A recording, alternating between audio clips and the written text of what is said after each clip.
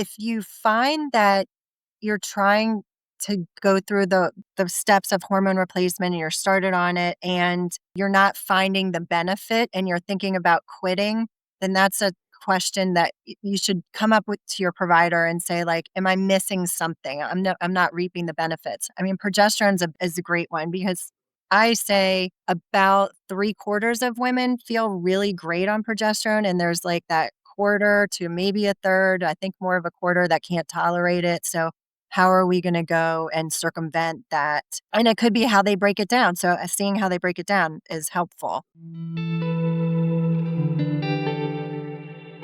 Hi, I'm Missy Macholka, the menopause midwife. I'm here to break down all the things about menopause and hormones that seem overly complicated, which is pretty much everything. With over 10 years of experience catching babies and 2 decades of intuitive massage therapy practice, I have spent the last few years deep diving into all things menopause to figure out why so many women are suffering and why there seems to be so much confusion about hormones and menopause. Calling on my midwifery experience and my desire to help women attain and maintain full autonomy, I will stay next to you during this life transition and help to explain the options as you step into your power and find optimal health. Have you ever looked at those IV therapy menus that say something like Myers cocktail, glutathione, NAD plus, GI drip, and thought, is this real medicine or does it just create expensive pee like some multivitamins? Or maybe you've heard buzzwords like detox and peptides and wondered, is this legit support or is it just hype? Well, I'm in the same boat, at least with the IVs. I still haven't tried a wellness IV myself, but I've definitely been IV curious.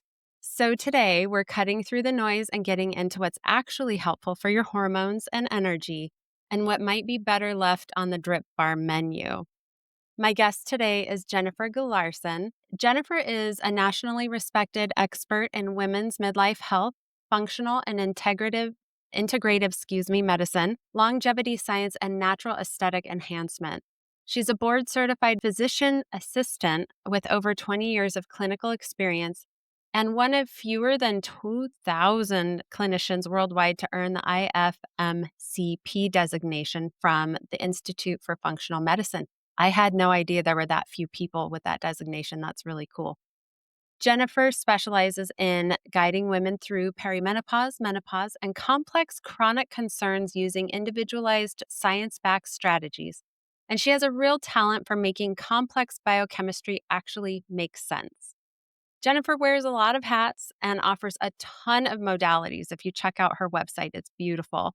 But today we're going to zoom in on 3 big ones. We're going to talk about IV therapy, hormone detox and metabolism, and the ever fascinating world of peptides, including plant-based options versus traditional forms that you've heard me talk about and that I am obsessed with. So let's dive in. Welcome, Jennifer. Thank you so much, Melissa. I appreciate the opportunity to talk to all of your listeners. Yeah. So let's start right away with IVs. Can you tell our listeners who may not know anything about them what IV therapy actually is, and then why someone might want to do an IV treatment? So, in our practice, we're a little bit different than maybe the things that you see like in malls or strip malls where they have the drip clubs.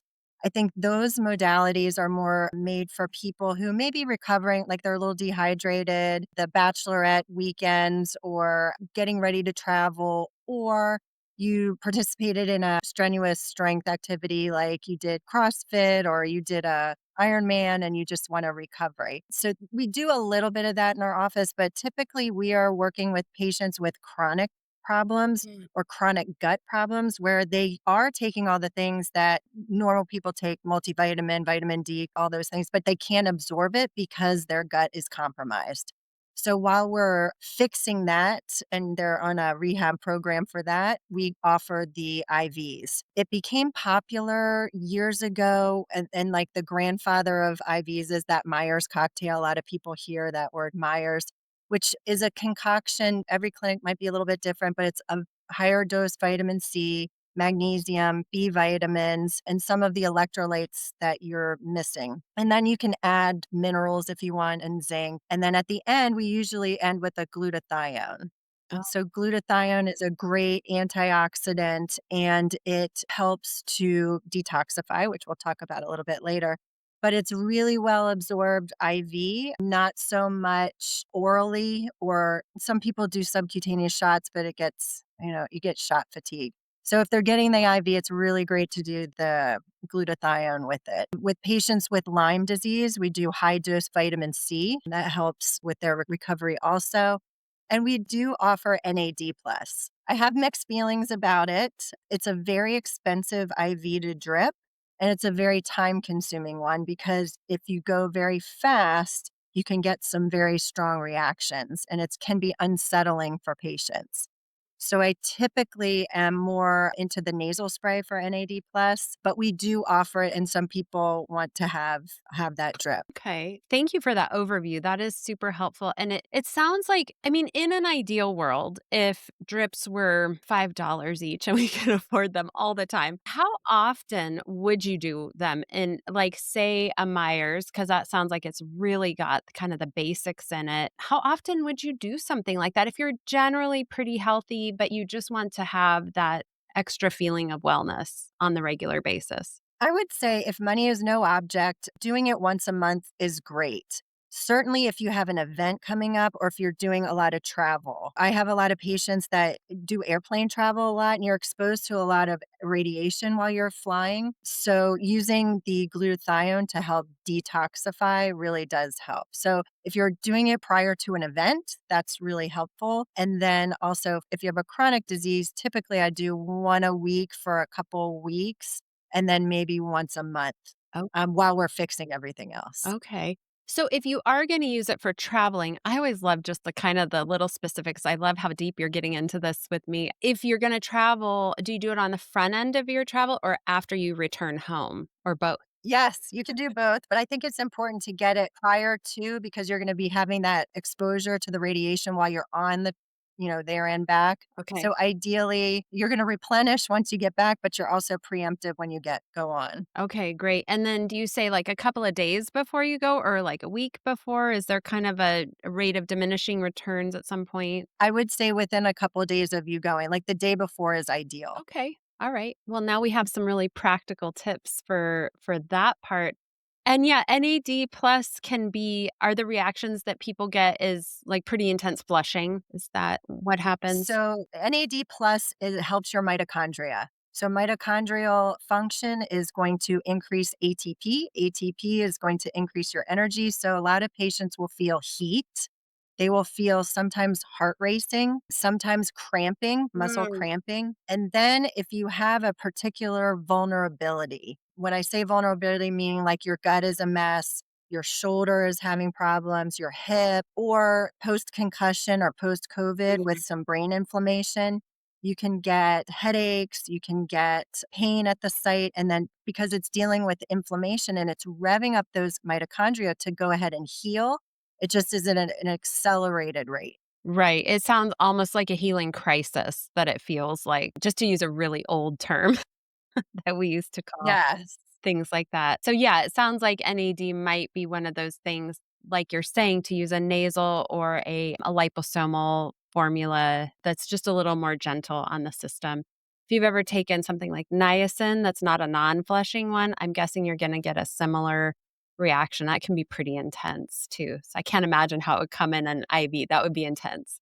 You drip it over a long period of time too. So there's a time concern. And that's usually why it's so expensive because we will drip it depending on the dose. It can be up to 4 hours, Oh, depending wow. on how, we give the patient the ability to change the rate. But a lot of times, if they change the rate and it's going too fast, they feel sick to their stomach, they get a headache, they get flat, like it's like no good. They can't. And then they're like, oh, how bad can it be? And they turn it up fast. And then it's like, oh, I'm going to go ahead and turn that back. Yeah, definitely. So how long does a regular non-NAD drip usually take? Like a Myers, if you just come in for that plus glutathione, let's say. About 30 minutes. Oh, that's quick. All right, that's awesome. Do you find that in addition to the traveling benefits that women in particular in peri and maybe even more so in menopause, who might have trouble clearing their hormones, detoxing their hormones, using that their metabolic pathways might be a little clogged.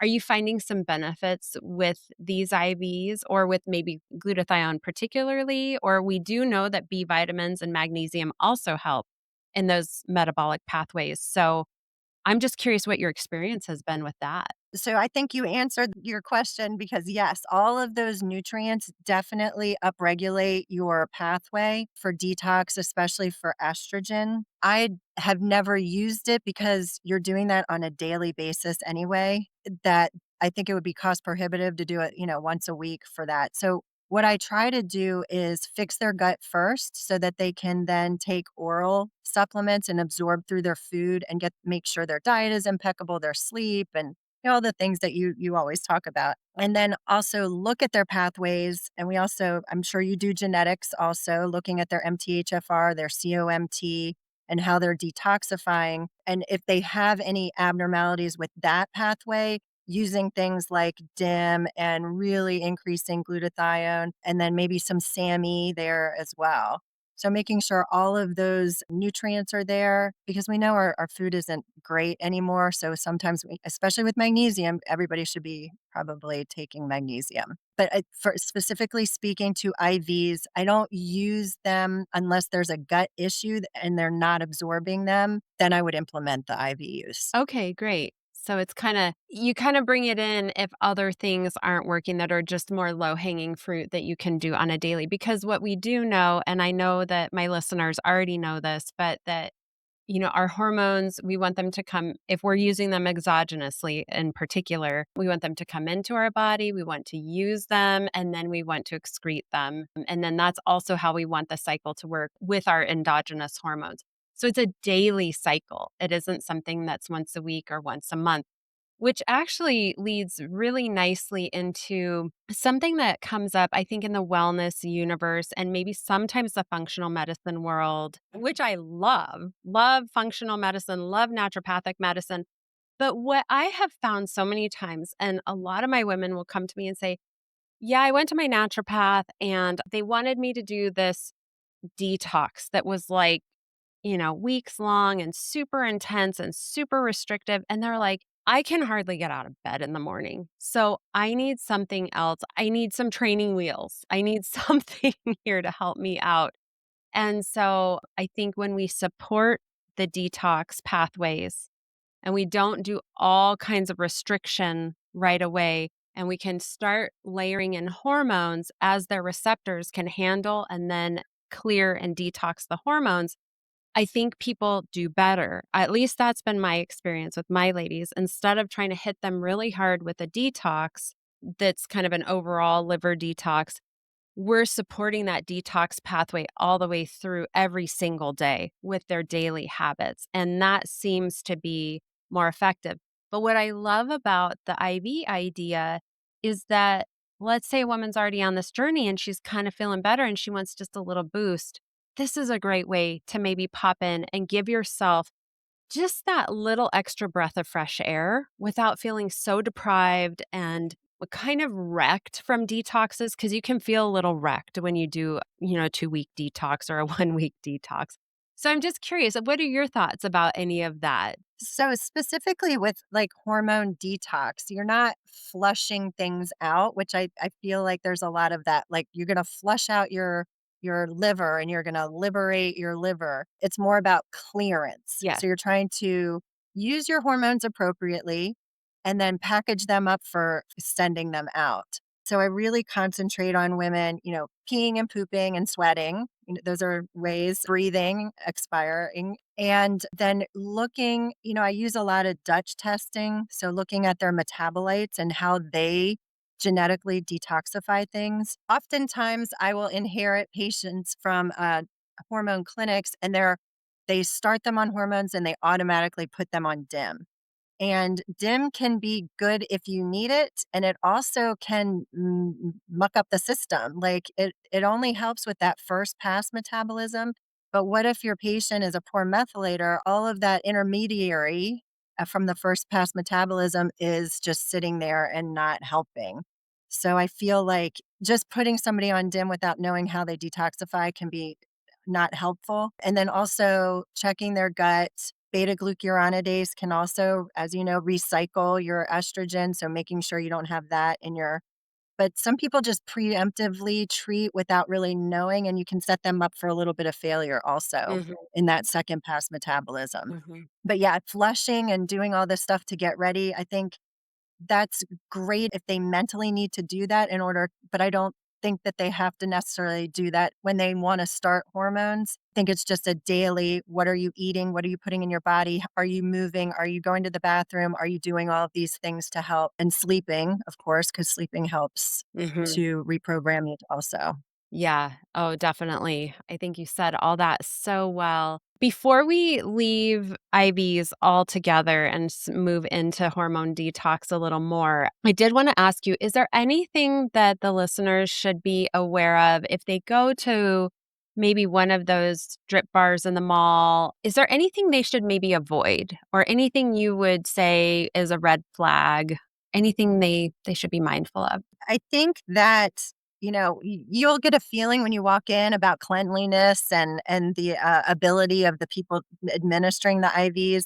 I think a one size fits all is really a red flag for me, at least, because we're all so individual. If they don't do any kind of intake, or if you're looking for high dose vitamin C, you really should do some blood work prior to, because if you do over a certain amount, if you have a certain specific abnormality in your blood called a G6PD deficiency, it can be toxic to you. So you have to be careful with vitamin C and Mhm. that particular problem. But you only have to get tested once and then you know if you have the problem or not. Not taking a medical history, that's kind of sketchy also, I would say. And then maybe not doing any blood work to make sure. I mean, if you're just there for hydration, okay, but you need to know what medicines you're on, what interactions are possible, and then mega dosing you without any context. If they're like, oh, yeah, we're going to pump you up with vitamin C. Well, if you have Lyme, you can get the Herxheimer reaction. So you Mhm. can, and then also with vitamin C and people who are diabetic, it can really either increase or decrease your glucose like super quick. So there are some things, it's relatively safe. And a lot of the clinics are just, it's a small amount, but those would be my red flags. Okay. Oh, that's super helpful. Thank you. So we already kind of talked about first pass metabolism with the liver because you were talking about DIM and I am in 100% agreement with you. I don't do any blood work or genetic testing actually myself because I'm a lower level provider, but I am really sensitive about when DIM comes into the picture. And when I use it judiciously, and not very many of my people are on it. But I do love it for what it does when it's appropriate. But is there what other things do you like to help to support the liver as we're going through first pass metabolism? Do you have some other favorites like bees or bitters or glutathione that you really love that's a daily thing? I do love all the vitamin Bs. And then sometimes I'll also use, if they have a methylation issue, you can use SAMe also because it helps, and transmethylglycine, especially if their homocysteine is a little bit high, they should be on that transmethylglycine to help because that gives you the components to methylate things. So I think knowing your methylation status is helpful also, and there's so many tests out there. I mean, I can do it through LabCorp, it's super easy. It's just to Mhm. know what you are is it can be helpful.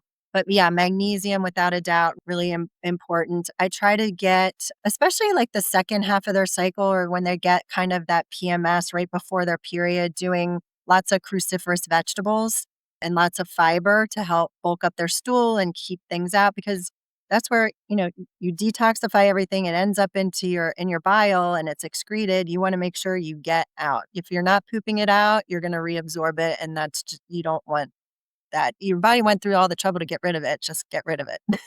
Exactly. We don't want that garbage bag getting torn open on its way out. We want it to go all the way out.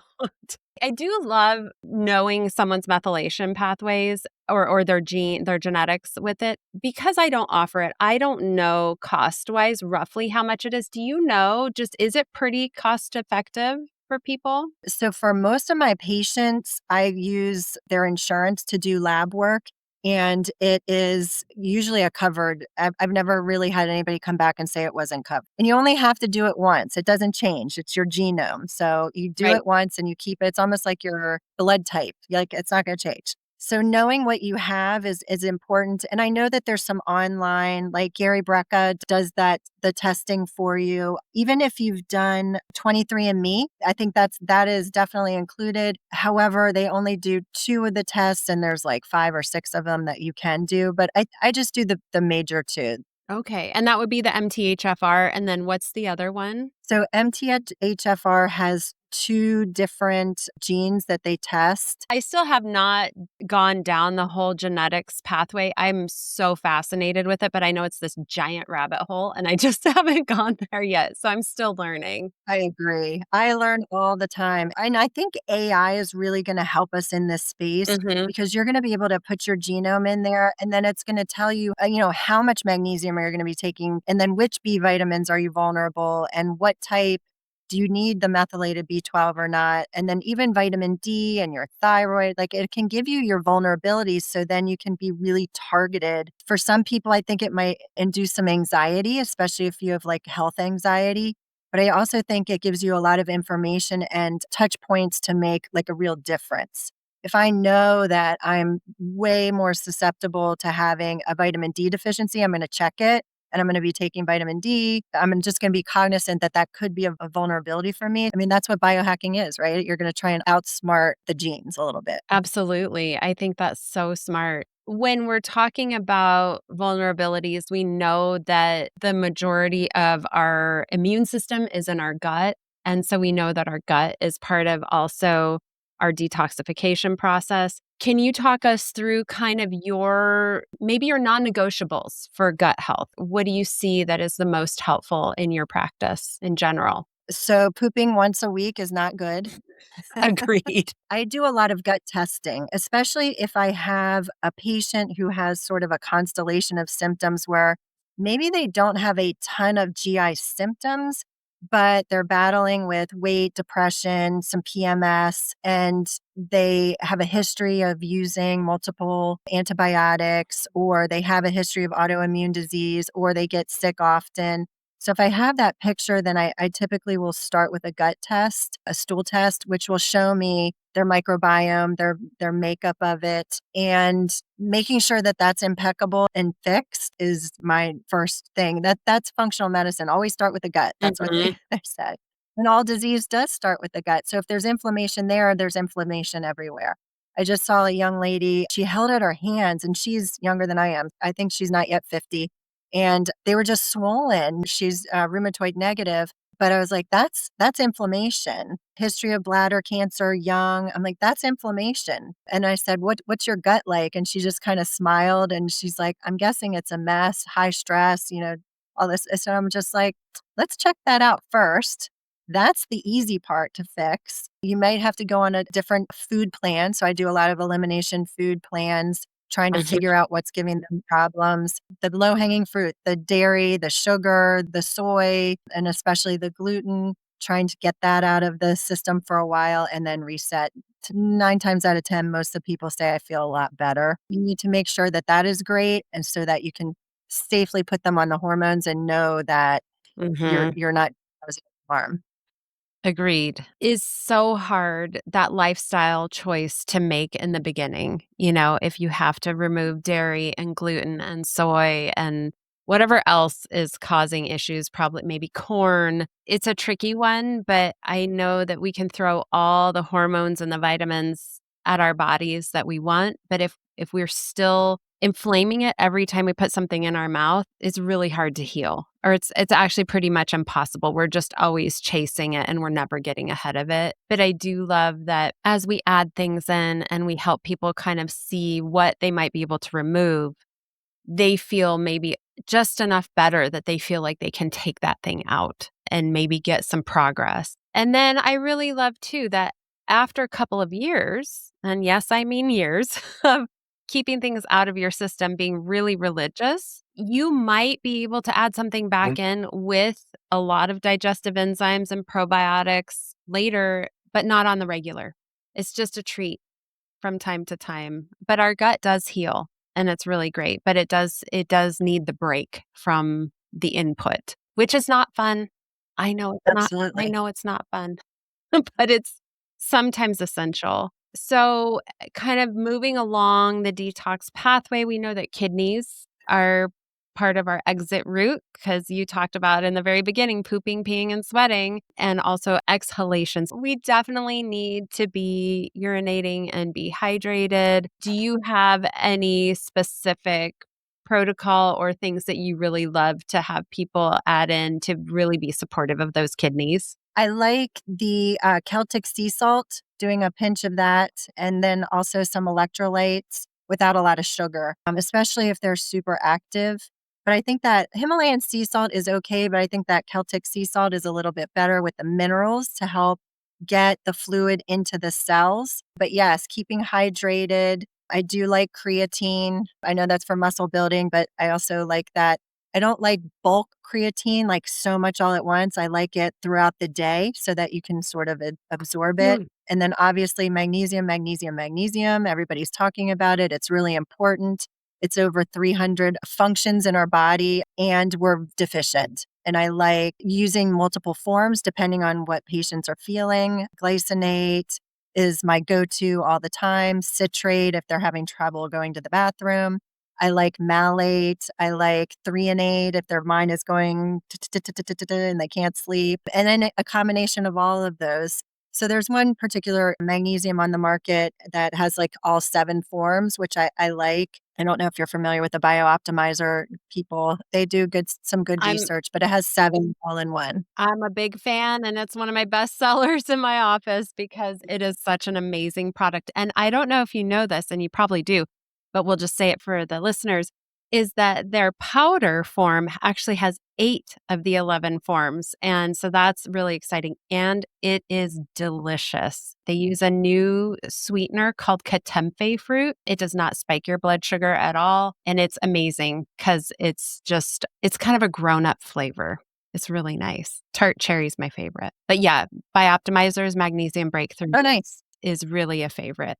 Well, I think we talked a lot about detox. Is there anything else you want to say about hormone detoxification pathways? I mean, I know that's a big conversation. We kind of distilled it down, but were there any little parts or pieces that we missed?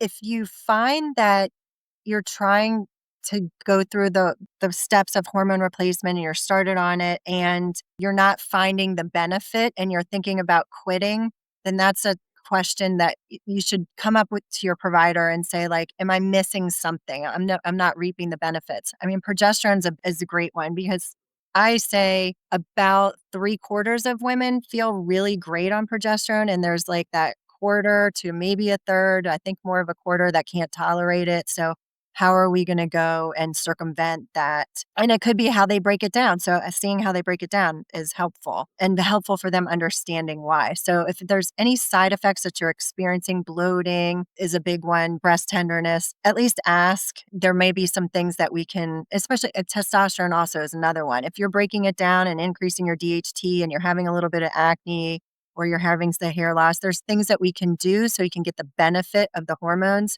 and just we're gonna fix how you break it down and really help any of Mhm. those symptoms. Mhm. Right. And we know that both estrogen and progesterone and testosterone, but if I'm just going to stay focused for a second on estrogen and progesterone, we know that estrogen's the gas and progesterone is the brakes. And so we really need both of them in synergy. And so the better we can metabolize them, the better they can help our bodies age well. We're not trying to live forever. We're just trying to live really well.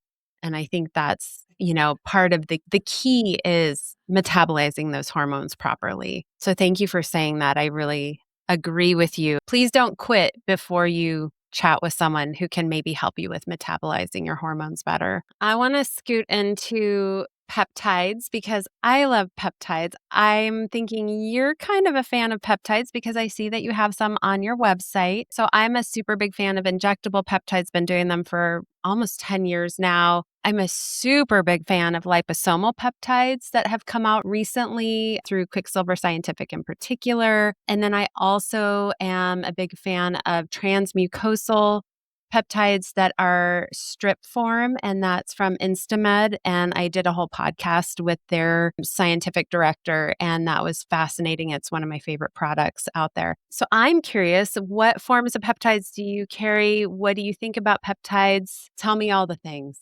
I think that in the next, 5 years, we're gonna be no, it's gonna just explode. It's gonna be just like AI. I use combinations, and it really depends on, I have a patient come in, they sit down, they're like, "Let's talk about peptides." I'm like, "Which one?" There's like 100. They just hear the name and they think that it's just this thing and it's just 1 or 2, and it's not. I do injectable, and I work with some compounding pharmacies that do injectable. I do nasal spray and some oral. Obviously, if they're having GI stuff, then I'm going more oral route with like the BPC, KPV. But if they're really wanting the injections, how much money do you have? How much time do you have? How many times a day do you want to inject? And how do you want to stack them? What's your tolerability? All of those things come into play. And I think, with the trizepatide and semaglutide, those are like baby steps into it, and people feel a little bit more familiar and they get themselves on that. I do a ton of microdosing for, Mhm. inflammation, health. But then they were like, "Okay, I'm here. Okay, now what's the next one? What's the next thing I can add?" Yeah. And then, "Oh, okay, I'm feeling great here. Okay, what's the next thing I can add?" So I think, the breakthrough with the GLPs was creating something that has longevity to it so that you're not having to constantly inject every single day. So I think that's just headed down the route of the other peptides. I think that for some people, they are finding things online, which is scary, and you don't know where things are sourced. So, knowing your source is really, really important. So, that's why partnering with a compounding pharmacy can help in that regard. I will be honest, I use a ton of liposomal glutathione, love Quicksilver, and it's going to get better. Transmucosal, I use that a little bit with hormones. Haven't done that with peptides yet, but I can see my patients starting to ask for those. And then the ones that I work with, the Healthgevity line specifically, I found them at a peptide conference sort of inadvertently. Somebody gave a talk about colostrum. So I have patients who cannot tolerate the bovine colostrum due to an allergy, or it just makes them bloat. This company was talking about a human derived. So human breast milk, they reverse engineered it and now create this molecule that helps heal our gut and using like human colostrum. So we were tracking down this company, and the company makes the molecule. They just don't make anything that you can purchase with it. They actually make the molecule for baby formula for infants that are born premature and have like a premature gut, which makes sense. So then anything they have left over, they sell to different companies. And Healthgevity was one of the companies with one of their products. They use this lactoferrin product in their product. So we offer that to our patients. It's technically a peptide, it's a collagen peptide. But it also is really great for my patients who can't tolerate iron or ferritin. It really will help increase their ferritin, which will help their hair grow and them not feel so tired. But the line has some oral peptides, plant derived. And for some people, it's a little bit easier to get into the peptide game if they're not injecting. I Right. just have a lot of needle phobia people. Yeah, definitely. And that's where I came in, with there's gray market, there's compounding, there's, prescription. And I was like, how can I help people get into this world? You know, how do we remove the barriers? And that Yes. liposomal and then transmucosal have really removed the barriers. I did carry a line of oral peptides for a while, like some of the first capsules that ever came out.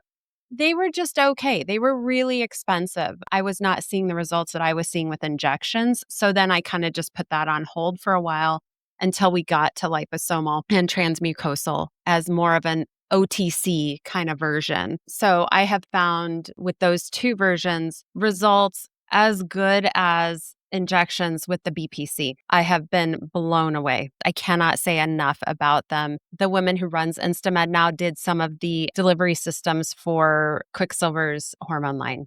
So she's brilliant with delivery system. But yeah, BPC 157, such a great way to start. And then one of my personal faves is always TB500. That one, it makes you feel amazing. And it just with joint and ligament issues, if you have something going on in your body, I have just seen it make huge differences for people. Typically injectable, but there is a little bit of transmucosal now and sublingual. So that's really fun. Or liposomal, excuse me. Do you have a favorite peptide that you use? So I do like a super, super low dose trizepatide, Love and it. I'm experimenting with Retta. So Mhm. I have some patients asking for that. And then NAD is always great. I cycle NAD with my patients. So I'll do NAD for like a month or two, and then I'll have them take precursors. Because I feel like Mhm. if you fill the tank up, then let's put you on something to keep the tank, the car running. With my, like you said, joints, BPC, guts, BPC and KPV orally for GI issues, Crohn's disease, ulcerative colitis, irritable bowel syndrome, getting sick all the time, post COVID. That really does help. And I know it's not a peptide, but I love low dose naltrexone also. Yes. Helps with Yeah. inflammation stuff.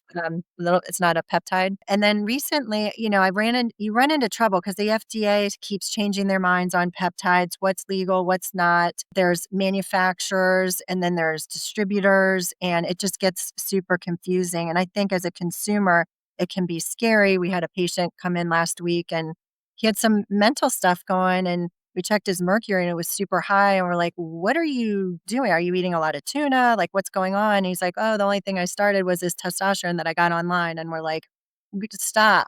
You can't do that." I've recently found, and I'm partnering with LEMD, and they have peptides available and they're reasonably priced, and the pharmacy is impeccable, third party tested. So I'm excited to partner with them to offer that to my patients so that I'm not distributing and that I'm not the middleman with that. I can just make recommendations, support them, and then they can know that they're getting a safe product. That's the biggest thing with this space. It's just being safe.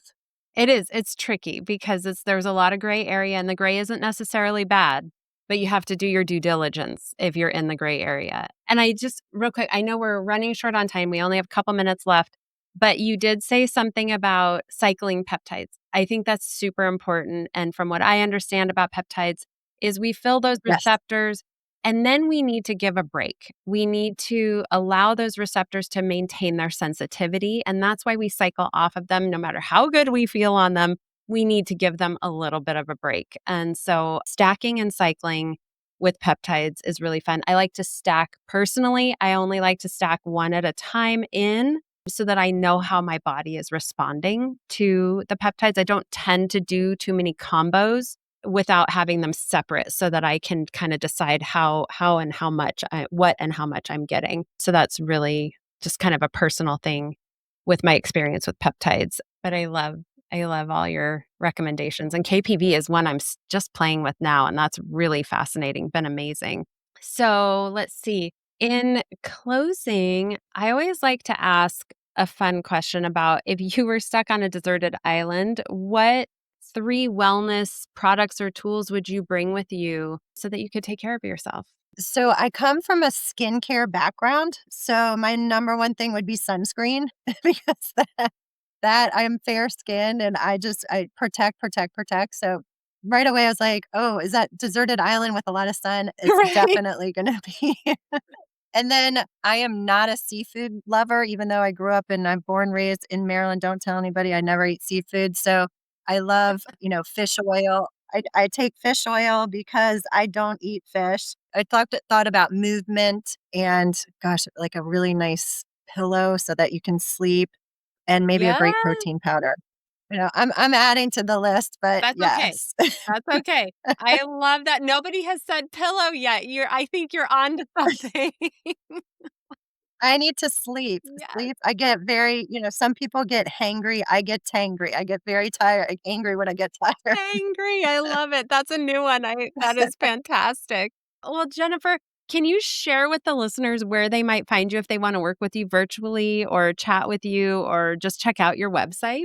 Sure. My website is yourbestlifewithjennifer.com. And on there, I have links to my in person brick and mortar shop or doctor's office in Rockville, Maryland. And then there's also some information on how to work with me virtually. I realize that, seeing people one to one is very, very important, but also there's people outside of my reach that might resonate with how I operate and my crazy sense of humor.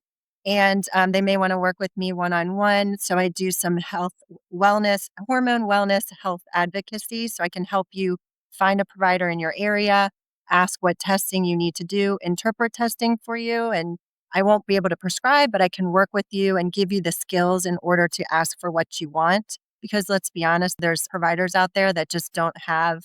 I mean, you and I have been doing this for years and years and years. We were renegades with the hormones way back when, but there are some, dogmatic practitioners. And if we advocate for our patients, they can get with what they need. So my Instagram is just my name, Jennifer Gularson, on Instagram, Facebook, LinkedIn, and then, yes, my website.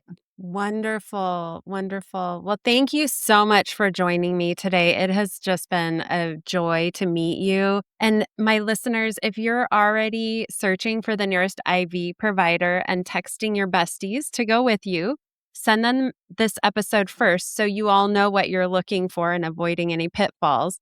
And if this conversation made your brain sparkle, it would mean the world to me and my podcast fairy godmother, Denise, who edits every episode, if you'd leave us a quick rating or review.